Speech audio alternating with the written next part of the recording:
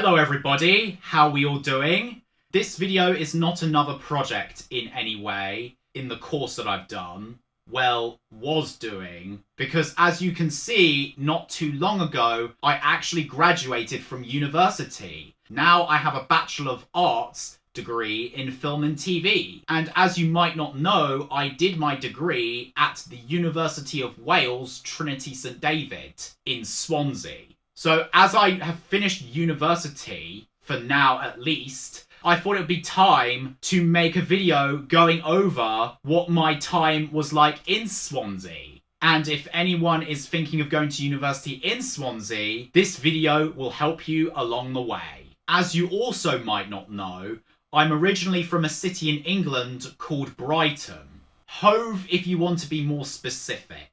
And went to university in Swansea from September 2021 up until summer 2024. So this video will be covering what Swansea was like around that time period. I'm aware that this video could become out of date and probably wouldn't live up to the time period of future university students who are thinking of studying in Swansea. Your experience with Swansea might be very different from my experience. This video is about going over what Swansea was like for me personally, and see if anyone could relate to me, and perhaps give some feedback to anyone who is thinking of going to university in Swansea, so that students are aware of the drawbacks of what they could learn and do better than I did. I'll be going over what I liked about Swansea, I'll be going over what I didn't like so much about Swansea, and I'll be answering some questions that may be on some people's minds when they think about Swansea. So let's get started.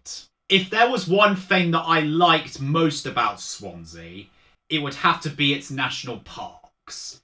If you like big, giant national parks, walking in nature with gorgeous landscapes, you will love Swansea. One of my favourite spots to hang out in the late evening is Klein Gardens, which is west of Swansea near Mumbles. And on multiple occasions I've gone there late at night on my own, sitting next to the small river, drinking a whole bottle of wine, which was about 11.5% alcohol, playing down-tempo music, eating snacks, and I just loved every single experience of it. And then once I drank that entire bottle of wine, I would go down and sit on one of the benches under the trees at Swansea Beach and just gaze of the entire beach coastline view of Swansea and be able to see Talbot Steelworks factory when I was on the other side of the coast near Black Pill.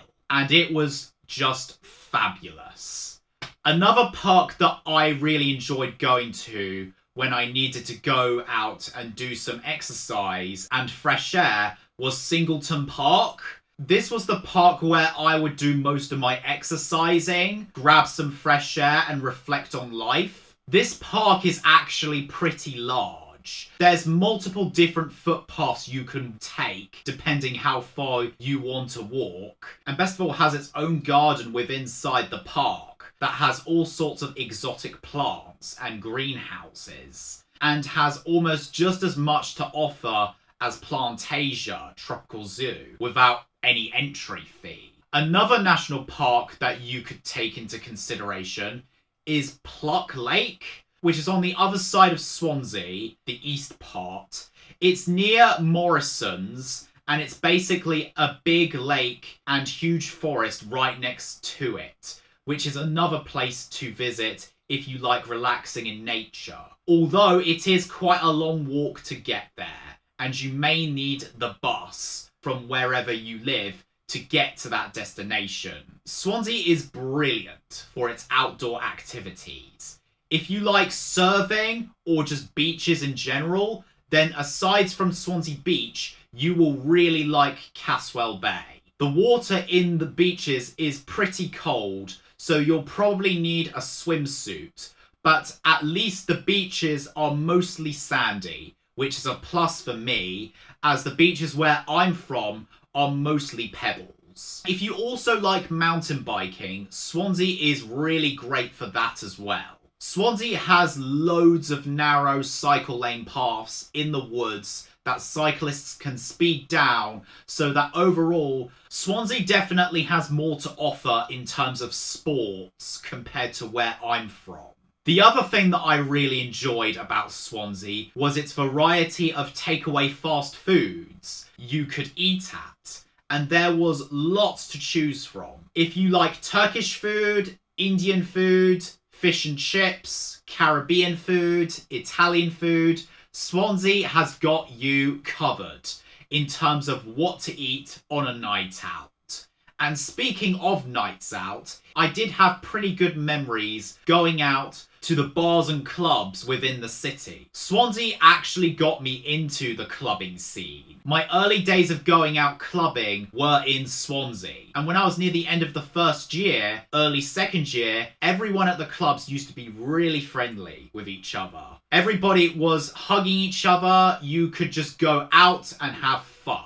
But I think now, over the past couple of years recently, it has certainly gone a bit more downhill. People at the clubs aren't as friendly as they used to be. Fiction doesn't exist anymore. That closed down. They reopened it but rebranded it to Level 17. And then they closed it down again. And I have no idea if it's reopened again or as something else, or whether it will reopen anytime soon. But overall, I did have some pretty good memories having nights out in Swansea. And even Cardiff as well has a good nightlife.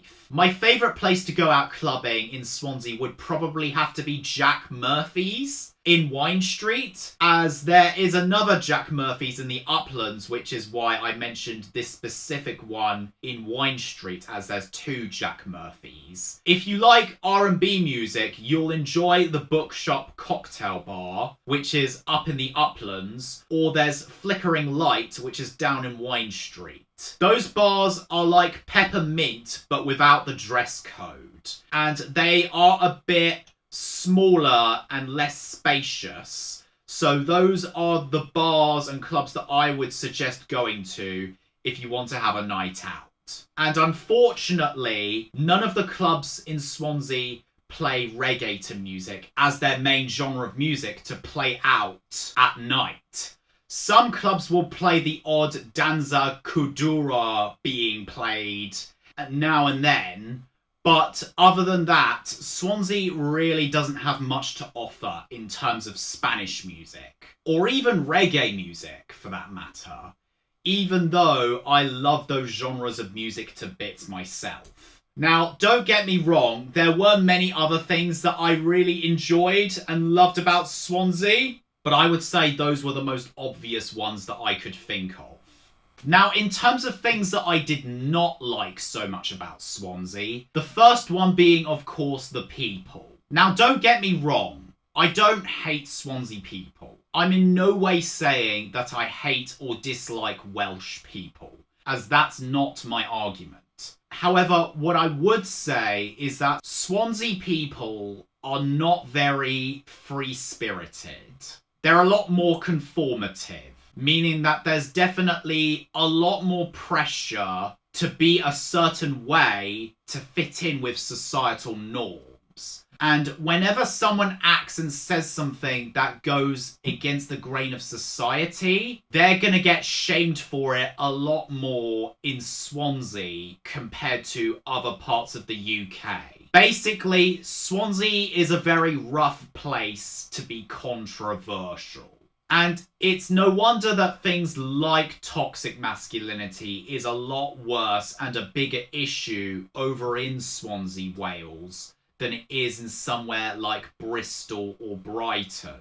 So overall, Swansea is very behind the closet on people with different viewpoints and personalities. So I would say, if you want to be around diverse, positive people, don't move to Swansea. You won't find that here much at all. But to be fair, that's pretty much a very large percentage of the UK population as a whole that are not very free-spirited and conformative.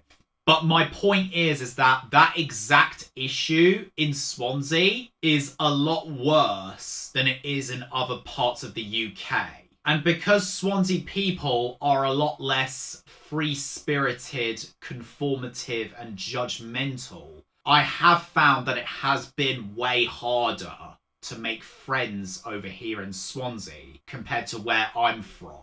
Another thing that wasn't particularly my cup of tea is that, yes, there are certain areas of Swansea that are quite run down and dodgy, and may even go as far as to say that there are some actual no-go areas within the city of Swansea.